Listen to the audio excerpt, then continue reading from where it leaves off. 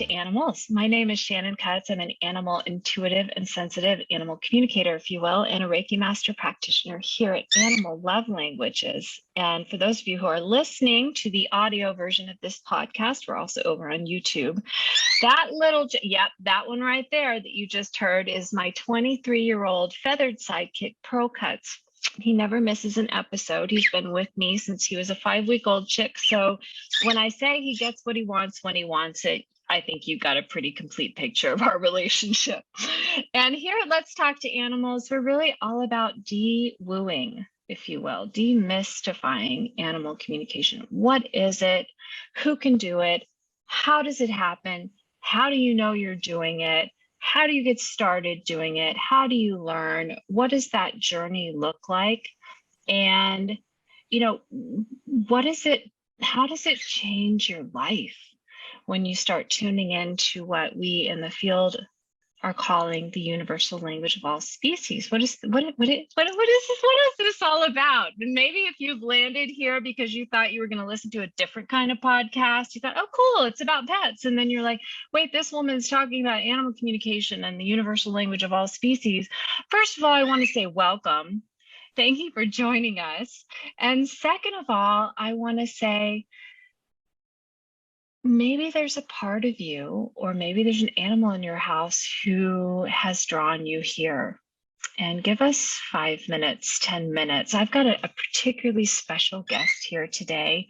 Denise from Pet Prana is joining us, and that's Pet Prana, like the energy, Prana, prana.com. We are going to be talking about some really cool things. We're going to be talking about animal communication, of course. We're also going to be talking about pet numerology.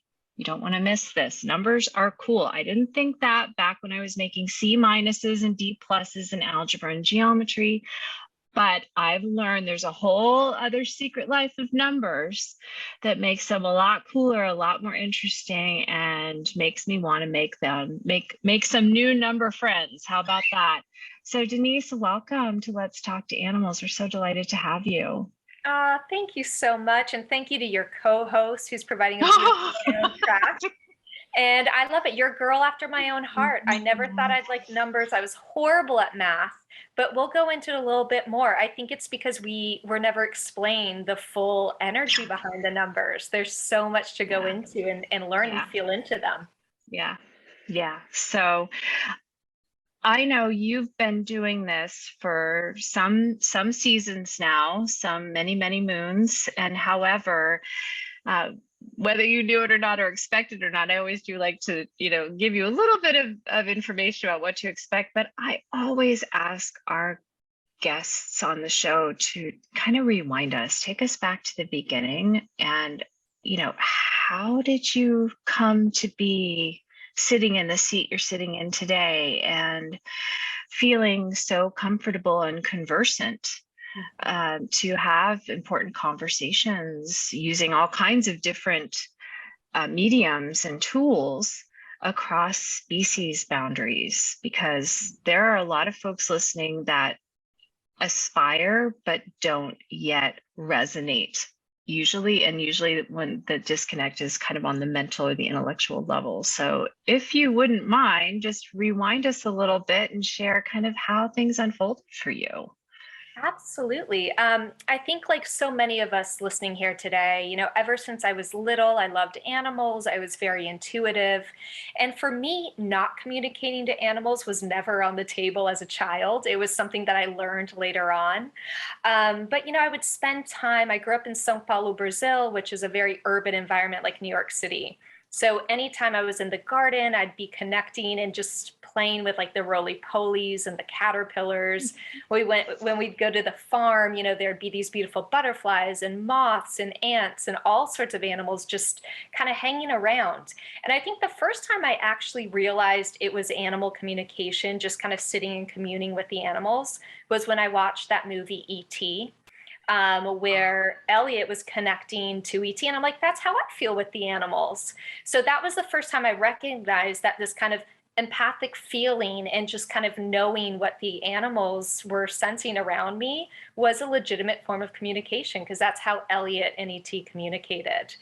So, fast forward to, college years, I shut all that down, went to the traditional path, started a career in advertising, shut it down even further. Although advertising, I will say, was a really great preparation for animal communication to get back into it, because it's all about understanding underlying emotions and motivations and symbolism of colors and shapes. And all of that helped me get back to animal communication. And I always think it's funny. If I had any doubt that this is what I was supposed to be doing, my name is Denise, middle name is Diggs, like a dog digs a hole, and last name is Mange, but in Portuguese, Mange, or in English, Mange. So, when I read Old Yeller, I was like, oh, that's a bummer. But, there was all these signs and symbols reminding me of the path back home. But it wasn't easy. And I think it's important that we state that up front, because a lot of people, when they're getting back into animal communication, they think I should be able to just tap into it. It should be like tuning into a radio. And I really had to go through different steps to tap back into that natural ability. And honestly, the steps that I took opened up so much more with my ability to communicate with animals. So in that roundabout journey, it kind of made my connection even stronger. That's really neat. I not too long ago, I write a blog post every week, and I wrote a blog post called My 3 Favorite Movies About Animal Communication. Guess which movie was right at the top of the list? See? Yeah, so when you I said that, love my that. heart just jumped, because I was like, oh my gosh, I'm not the only, when we grow up and we have these sensitivities, what often happens is not only do we, at some point, there is the shutting down process, because we're not, for whatever reason, we're either actively discouraged, or we're simply not finding that resonance reflected back to us in the company we're keeping. But then it'll crop up in these funky ways, and I'm like, I'm not going to just start sharing about how meaningful that movie was to me. Everybody else was like, oh, extraterrestrials, or wasn't the alien cute? And I was like, that's possible? Yeah. That we could really, that there's this other communication pathway, and I didn't know what it was at the time. But recently my mom and I rewatched the movie, and I could not get to the computer fast enough after that to write a blog post. I want my students to watch it, because the how do you say, mirroring between ET and the boy when there are symptoms and sensations going on in the body. Just if you haven't seen the movie in a while and you think you remember all the scenes, that might be something. Take yourself on and your pets on a fun little family staycation, and have movie night and watch ET, because it's a great example of what it's like. It is. It's an inspired film. And what I loved is I got to watch it alongside my nephews. So, whereas a lot of us growing up, we didn't have people to explain what was going on. So it might have been, freaked us out a little bit, or it just was a lot to handle. So we shut it down. I love that I have a relationship with my young nephews where we can have these conversations and nothing's off the table as far as energetic exchanges and picking up on energy. So it's cool how far we've come. And speaking of movies, the other movie that I think absolutely nailed it as far as my experience with animal communication, because I know we all do it differently, is Arrival. I thought they really nailed it, how it just, you get these hits. I literally have lost count. Not only do I own that movie, but I have lost count of how many times I have watched it. It's just the most inspirational I can't believe you said that. I'm not speechless very often, but I am speechless right now. That is brilliant. I need to add that to the list, because that would be a movie that I think was in this decade. That's something. So, and another movie in a book I actually recommend a lot that falls slightly outside of the, the formal field of animal communication, but I feel is extremely relevant, is Dr. Temple Grandin's work with commercial livestock, and her ability to tap into the part of our brain that thinks in pictures because of Yeah. her autism, and how impactful, and how many struggles that she had to go through to be heard, to be seen and heard on so many different levels. And it does feel, because you and I were chatting right before I press record, and we were talking about how much has changed even in the last year. And then when we look at, what it was like when we were young, and how open we were then, and what it was like when we were teenagers, what it was like when we were young adults entering the workforce. I also have a marketing and advertising background. I worked for a blue chip oil company. Every day I thought to myself, I think I could do my more good by just driving off the side of the road. I mean, that's kind of a dark place that I was in, but it's just like, why am I here? What am I doing with my life? And we've gone through that. And then here we are now, where it may not be mainstream yet to mention our love of certain crystals or our interest in numerology, but the access to the information is so widespread that if there is an interest there, there's a way to make a connection, if not locally right in that moment, at least online, to find some resonance. And so you had shared with me right before we started chatting here that you kind of found your way to animal communication through numerology. And I was like, okay, we got to press record because I need to hear this story. So share with the number challenged hostess here how this unfolded for you. I love it. I mean, speaking number challenged to number challenged, it was a surprise. But so, I had that 10 years plus in advertising in New York City. Your point about, being able to see in numbers and colors, to me, that was always something that just came naturally to me. I'm a very visual person. And then beyond that, growing up in Brazil, we're very open to energy. So I was certified in Reiki by the time I was 18. So chakras, colors, all those things, the themes associated with the chakras, that always was very familiar to me. And so, to your point, when you're in marketing or corporate America and your job just doesn't fit anymore, a discomfort happens. And so that happened for me after 10 years. I was like, you know what, this is it. I'm done. One of the final clients that I had worked on doing advertising for was Purina. And I was like, you know what, I've always loved animals. I, loved the conversations about pet parents and their animal companions. So you know what, I'm in New York City. I'm going to open a doggy daycare. But to do that, I was the most unlikely person to do it because growing up, I never had pets. I was never allowed to have pets. So I was like, okay, I guess I got to figure out dog behavior if I'm going to go into this avenue. So I got certified in dog training, in dog obedience training.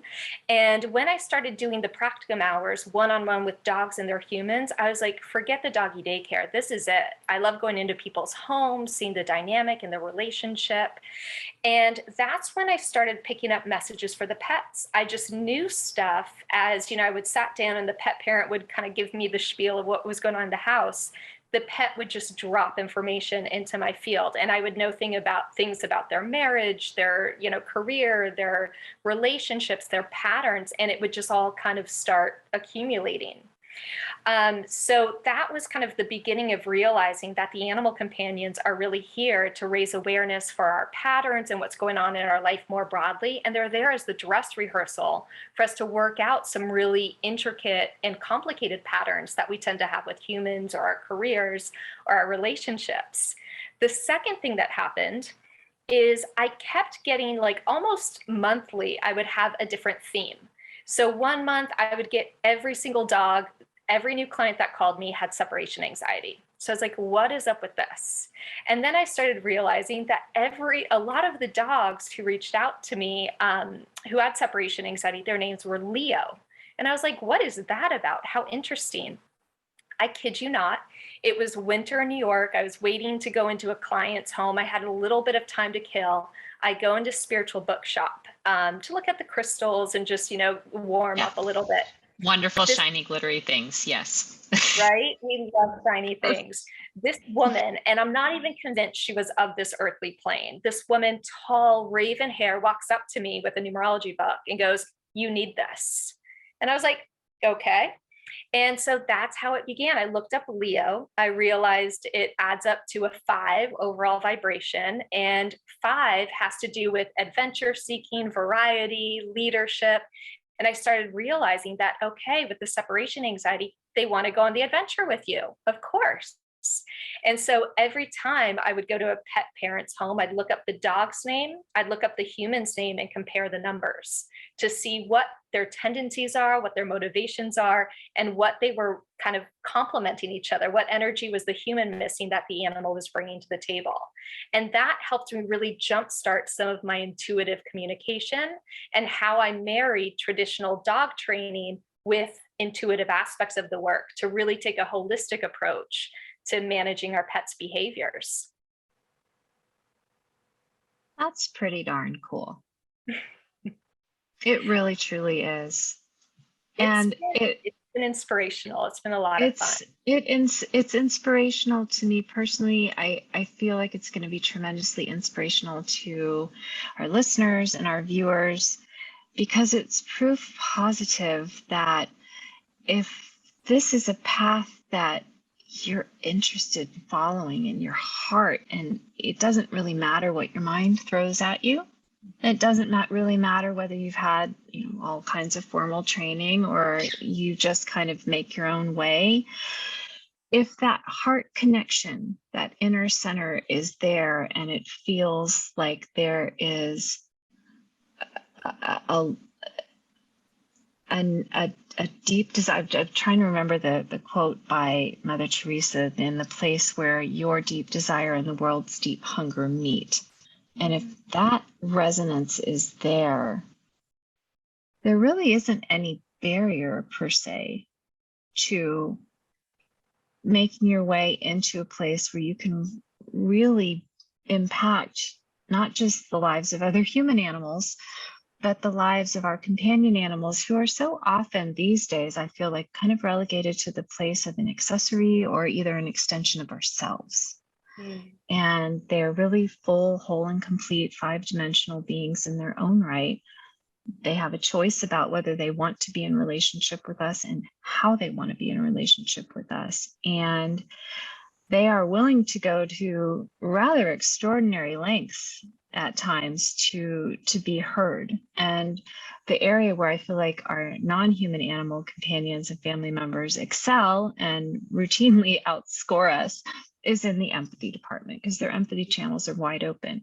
And it's almost like, when you watch a gifted extemporaneous speaker, or what do they call the spontaneous stand-up comic on stage, and they don't care how ridiculous they don't look. They don't care what the behavior is. And it might even be, in fact, this is so often a hallmark, outside of what that animal might normally exhibit. And they don't care.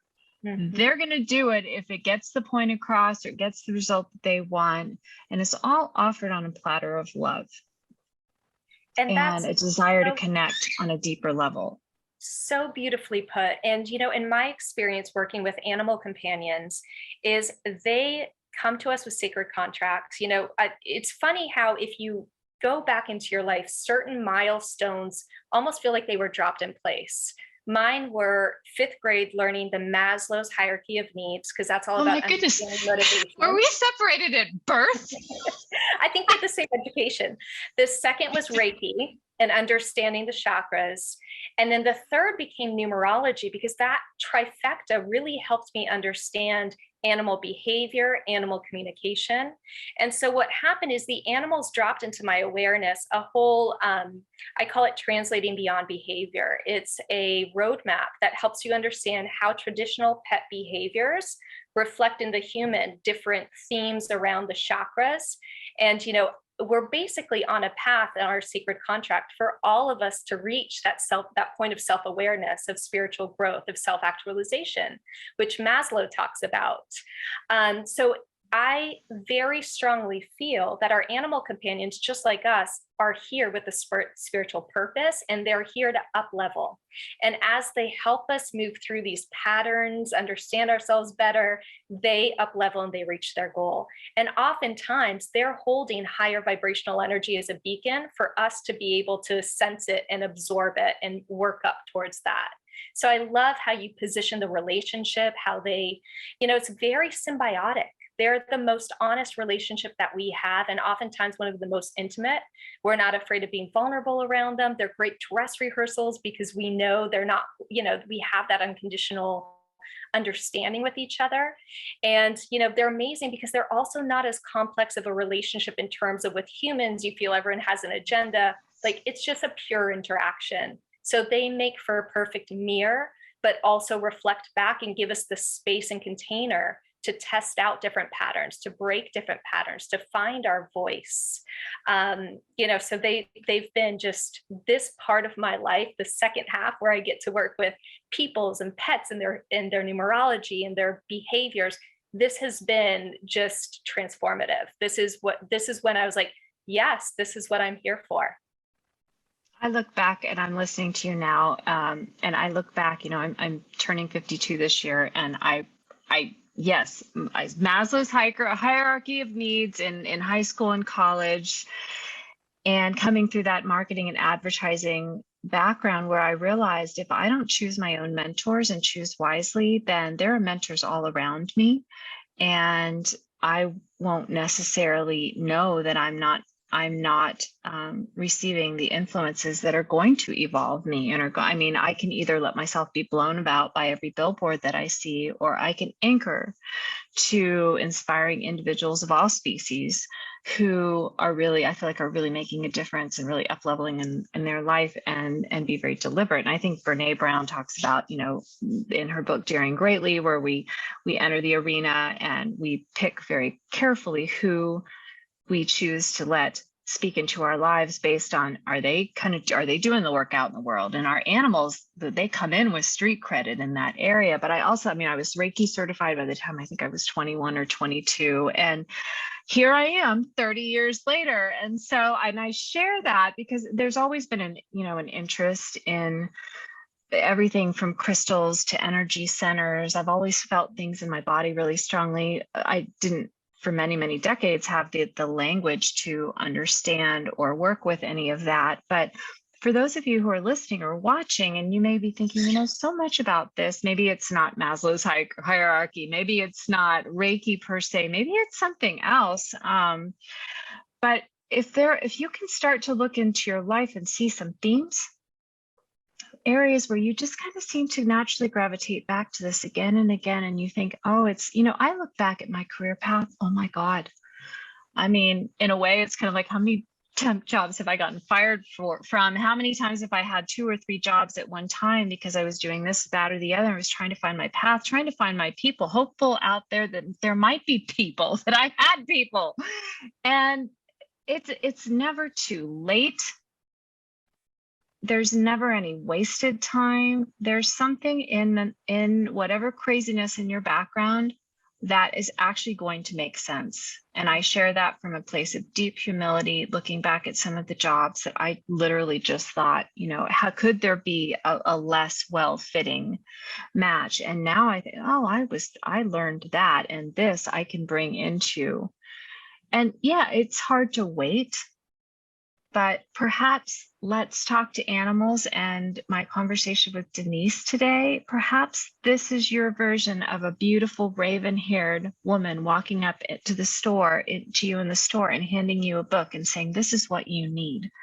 If this podcast today touches one person and inspires you to step up to that scary plate, all out in the open, and say, yeah, I want to learn more.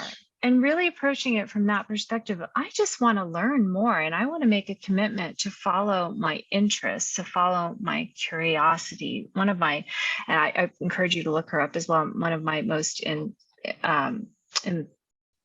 why, where, brain, turn on. Impactful teacher Sonia Choquette, she talks about, wonder about 20 new things a day. And I think she got that from Albert Einstein, or maybe it was the painter Monet or Picasso, somebody like that, who used to send his students into the field for a full day to just look at things and wonder about them. And it's like, just play, wonder. If you're curious about numerology, maybe just go check a book out of the library or watch a YouTube video on it. If you're curious about chakras, if you're curious about crystals, if you're curious about animal communication, I have a free 5-day animal communication camp at animallovelanguages.com. I know, Denise, you've got a membership, you've got lots and lots going on. You've got videos, you've got resources, here we are. And we just want to add a little bit more wonder and sunlight and joy into your life and into the lives of your animals. So let's talk about. Well, actually, can I build on what you just said? Absolutely. This is really important, because I'm here speaking to you and we're connecting on this. And for me, I'm on the other side of it, right? I went through the animal communication. I went through the frustration of cutting off, trying to get back in. And now I'm here. But it wasn't an easy process. Like, I worked in advertising. I was incredibly successful, goal-oriented, type A, driven by my masculine energy. So when I went back into animal communication, when I kind of got the nudge from the animals, it was not easy. I failed the first one, the way I looked at it. I got there, I sat there, it was a weekend intensive. I was like, this is going to be cake. I've been doing, I did this when I was little. I sat in there, crickets. No message came. I couldn't see visuals. I cried, and I don't cry a lot. Like especially coming out of advertising, I was very composed. I lost my composure. I was so frustrated. But had I not gone through that and then had this exploration where I went deeper into spiritual podcasts, explored everything, was hungry, thirsty for knowledge, finally found another animal communication course that was more suited to the way that I learned. But then numerology came into play. And what I found was really helpful with that, as I opened even more deeply into my animal communication, is I realized I am a type A kind of person. So when I do the numerology, I'm giving my left brain something to do, something to focus on, so my right brain or my intuition can flow. So if anybody here's listening, they're like, man, I want to do that. I try so hard. I practice. I do everything. It's going to come. This is the exploration. This is where just the different ways that you pick up on messages, the different points of input, you're just collecting all those tools, but it will come. It will come.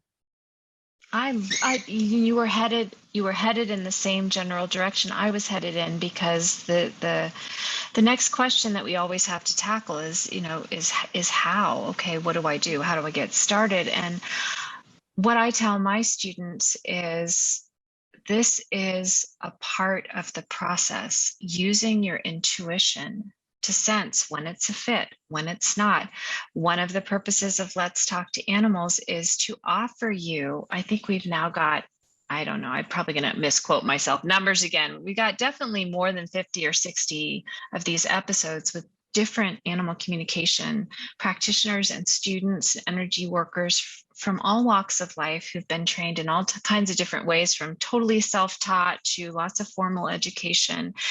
And so you can access this free database and start listening to the different teachers, start playing with, if I was going to connect with someone, either to have an exploratory session, just to experience it. That's how I came in the back door. I mean, I was always the person that thought animal communication is something that special people get. It's like in their little, special gifts toolkit when they pop out of the womb. I sure wish I'd gotten that one, just like I wish I would have been able to win The Voice or something. I wish I would have been able to talk to animals. And so I couldn't do, so I hired.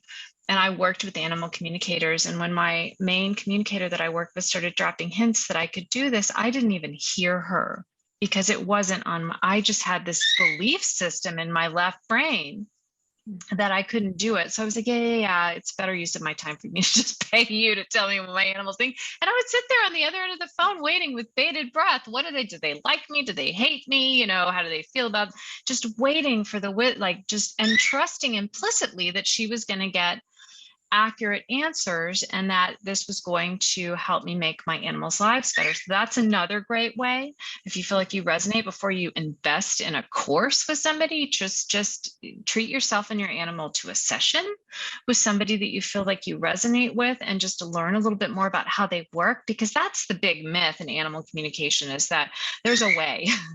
There are many ways. It's a process of unfolding who you really are, and it's about how you like to build relationships with other beings. And here, the sky's the limit. The doodle bugs, or the crickets, Yeah. will, or the cockatiel who's biting my back right now because he wants neck feathers and all kinds of other things that Zoom isn't really it's just not really going to accommodate that right now. And so just consider, who do you resonate with? Have a few sessions, learn more about, and, just stretch yourself, learn from a few different people, take some free webinars and classes. Most teachers offer those to get just a sense of how they teach, and just give yourself, you may just discover that something turns back on inside of you that you forgot ever got turned off. That's right. And cut yourself some slack. I always tell people they're a lot more intuitive than they give themselves credit for. Like every pet parent is. It's the hardest thing in the world, at least for me, to connect with an animal that you're emotionally attached to. That's not the best place to start, because there's a lot there. Things like animal oracle cards are great to just start, creating that lexicon with the universe, get things flowing. Are you someone who likes to receive messages static or in motion? Like I've written every single one of my courses, had every single download just walking mindlessly back and forth. Do you like to doodle? Doodling helps move the energy too. So it's just understanding who you are, how it is that you allow your mind to, give yourself a break, and then start with oracle cards, start with symbolism, start with, something that's fun and easy and pressureless, because it can feel like a lot of pressure if you're just sitting there looking at your pet and they're staring back at you and you're like, so what do you have to say to me? And here's another thing that I love that you bring that up, because, I was pretty scared at first, like even when I was learning animal communication more formally, because I found that my left brain really did need a little structure so it wouldn't drive me crazy with its doubts. And so I've studied with several different teachers now and have just gained something precious from each experience. And I would find that, I would come away and there were things about the conversation that, were really great. And there were things that maybe weren't so good. And so I would come away with this doubt always there, thinking, well, I didn't do that perfectly or whatever. And then it occurred to me one day, even with my own species, I can't think of a single, and we know how old I am now, I can't think of a single conversation I've had with any one of my own species, no matter how well I knew them or how much I felt like we loved each other, where I really nailed that. Like I came away going, Shannon, you are a rock star.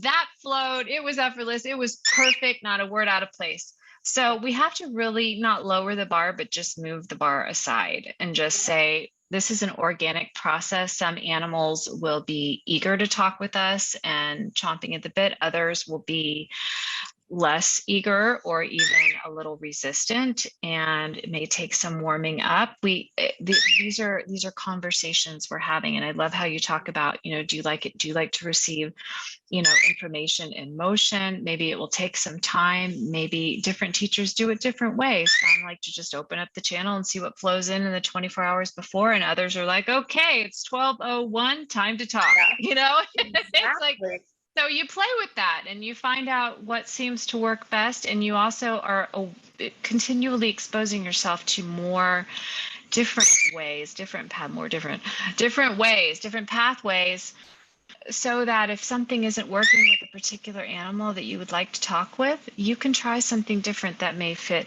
them better. And this is all about opening that empathy channel. Yeah. and And I really think that feeling into it, you know? yeah. And so we talked a lot about the process, how to open up, how to kind of Mhm. create that container for yourself. But I think equally important also is understanding what kind of messages you tend to get. Because I always like to say I'm Very not an true. animal communicator for everyone. I recently had an experience where I could tell going into the reading, the person was very attached to hearing one very specific thing. And the way that I work with the animals, there's animal communicators get different sorts of information. Some get, I like this toy, this ball, this food, very much about their daily life. Others get a lot of information about, medical intuition, what's going on in their bodies. None of those tend to come through for me. What really comes through for me is what's going on in the human's life, what they're working on, their patterns, their gifts, their purpose. Because when we understand that, we can vibe higher, and so can our pets. So if you are looking for something like, I like this ball and I love you, and you didn't do anything wrong and we're good, and I'm not the one to come to if you want the message for your pet to absolve you necessarily. They give it to you straight. They tell you, here's what's going on. Here was my role with you.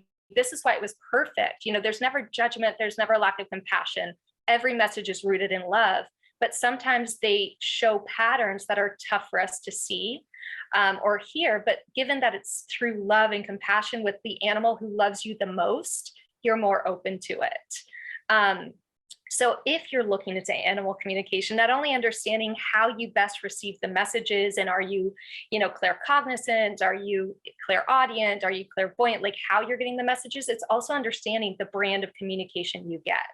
For me, again, it's very much about what's going on in the human's life, not so much about, does my pet like the yogurt that I'm giving them? The Right. answer is probably yes, but then let's go deep.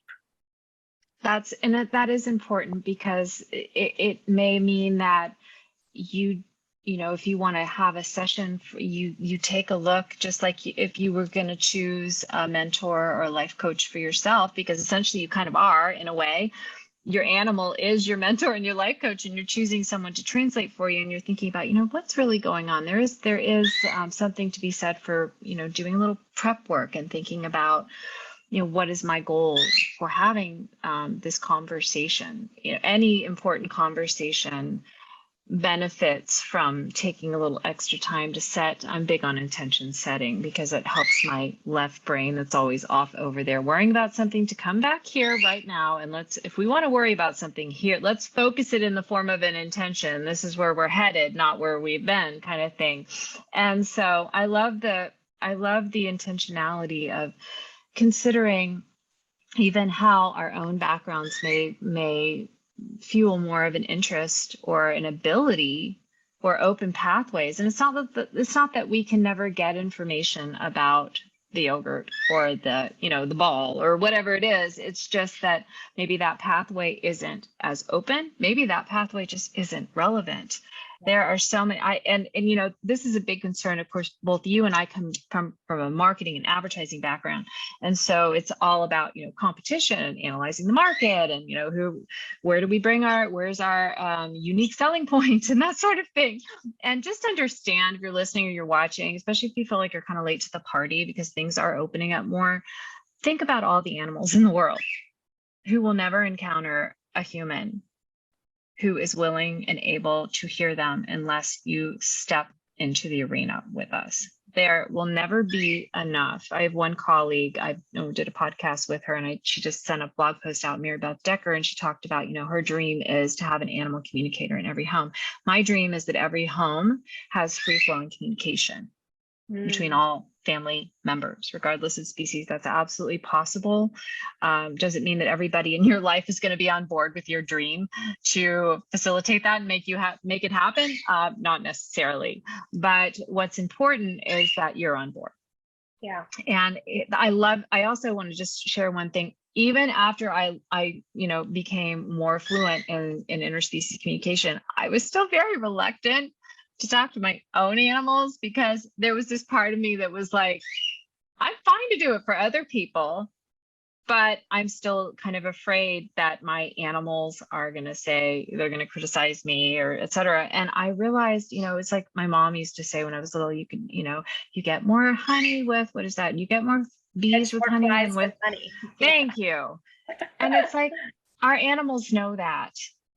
And there's a way to deliver um, messages designed to evolve us, and if necessary, maybe course correct us with love. And our animal, I have yet to, and hundreds upon, and I'm sure you're in the same boat, and you've been doing this for longer than I have, hundreds upon hundreds, and I have yet to have any animal not express compassion, empathy, and unconditional love in the they're in the way that the messages are. You can't make this stuff up. Like, they just find a way to say the tough stuff with love. I think that's really an important point, because a lot of people opening up to animal communication, I think there's the fear there. For me, there was a fear is I don't want to know that the pet's going to transition. I'm not good with disease. I'm not good with death. And that's in my personal life. That's with humans. I hate doctors. I hate it all. So for me, that was the parameter. I'm like, I don't want to talk about that. So I set that barometer. Nobody came in with that stuff. Little by little, they opened me up and, eased me into it. But if, from day one, you told me I was going to be connecting with animals to learn about, really deep, dark stuff, I probably would have shut down. But it's also really important to know that to your point, I've never heard anything threatening, like if you don't do this, then it's always about free will, free choice, compassion, and love. So anytime I've heard messages from animals that have an edge to them, I'm like, that might be an egoic interpretation, right? And I think that's always important when we are the animal communicator, because a lot of times you sense, because you are an open channel, that person really wants to hear something. They really want to hear a specific thing. And we need to honor the animal and what they're ready to share, because they know what the human needs to hear in that moment. So it's us kind of staying loyal to the communication. And then also, if you're in an animal communication session, say you're as the receiver, if there's something that doesn't resonate with you, knowing that there's interpretation. So, trust your gut, because that even might have been dropped in by your animal companion for you to realize, no, that doesn't jive with me. I gotta listen to my gut. So I don't know how it is for you, but also when there's really difficult things or like something that's a complex pattern, I've always been a TV addict. They'll drop in scenes from a movie. So, it'll be like, okay, so have you seen this movie, this scene, or it's like a quick shorthand. And they're like, I know exactly what you're saying. Yes, I was watching that movie yesterday.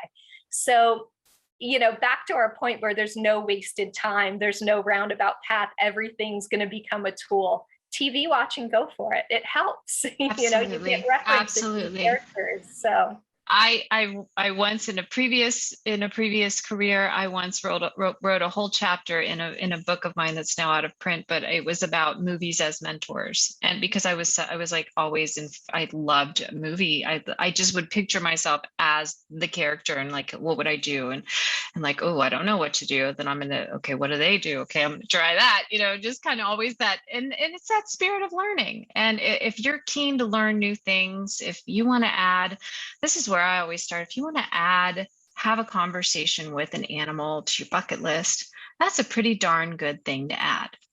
Yeah. And whether you approach that because you'd like to learn it, or you approach that because you'd like to find somebody that you trust to facilitate that for you, or both, it's just a pretty darn cool experience to have. Mm-hmm. And there's really no downside to it from that perspective. And it's an opportunity, most importantly, for you to become closer to yourself, because you're going to trust your intuition to guide you to someone that you feel can get you, can shine a little light on the next steps for you on your personal path. How do you get a little closer to those items on your bucket list? Every day I get a little closer to one day patting a Galapagos tortoise on the neck, hopefully in the islands. I am not there yet, but I am heading in that direction, at least in my head, in my heart. So think of it that way. Speaking of next steps, one of the things I always love to do on Let's Talk to Animals is to invite our special guest to share, how can our listeners and our viewers find you? What are some different ways they can work with you? And what would you recommend for somebody? Because we've been talking a lot about, the folks who are just animal communication curious, but maybe Yeah. haven't ever even had that experience. So what would you recommend? Where, I love especially that if they term. feel like they resonate with you, like where do we start? Animal communication curious. I love that. That's Yes. brilliant. So I always say if you're animal communication curious, you're already doing it. You're just not realizing where it's hitting and how it's hitting. So a lot of times in animal communication session, they give you a lot of validation. That's how it is with me. They'll bring through messages. They'll be like, oh my God, I just said that. Or, oh, I totally thought that. I'm like, see, validation, validation. So that's always helpful to just get a second set of eyes. If anyone ever wants to connect with me, it's petprana.com or at petprana on social media. But I have a couple kind of signature courses. One is called Healing with Chakras. And that's if you're a pet parent, or maybe, you're just interested in the chakras. And it goes through different pet behaviors, whether it's a dog, a cat, a bird, it all tracks. And we go chakra by chakra, talking about the different themes of the chakra, the archetype of the chakra, behaviors, and how to actually manage them through traditional training. But we also go through the limiting beliefs of each, and there's exercises, case studies. That's one of my favorite courses. That was just like the first download that I ever got, and it still stands to this day. The other online course that I have is a numerology course, and I love numerology. It's this, and I'm not pragmatic, so for me, it's sort of like I introduce the numbers, but I really want you to build the relationship. There's a lot of numerologists who are very strict with what the numbers mean and how you calculate it. For me, it's a means to reach an end of opening to your intuition. So it's more playful, it's easy, it's accessible. You see me counting on my fingers because still, numbers. Yeah.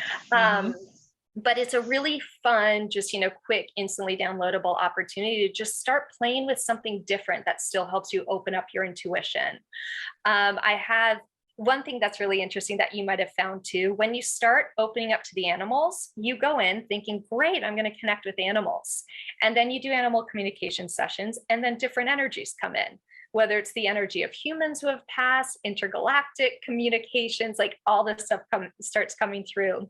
So because of that, I've created a lot of different courses called like Pets as Portals, where we go to different realms and we explore those connections. Unleash Your Prana uses labyrinths and balancing your left side of your mind with your right side of your mind to kind of open up to your intuition using animals as spirit guides. So basically, if you like animals and you're interested in kind of opening up and learning more and opening to different realms, or even just understanding your own motivations and how they relate to your animal companion, I have a whole array of courses. Well, they all sound fascinating. I have not yet doing with all of these different wonderful guests that we've come on the show. I've not yet come away going, but I want to study with them too, and I want to take that course. And it's just this spirit of learning. So if you're a little overwhelmed and you just heard that long list, just start with the one that stands out to you the most.